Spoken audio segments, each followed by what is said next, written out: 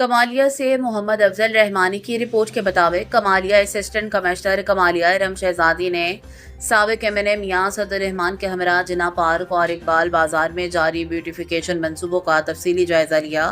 اس موقع پر chief officer Ali Raza سمیت متعلقہ محکموں کے افسران بھی موجود تھے۔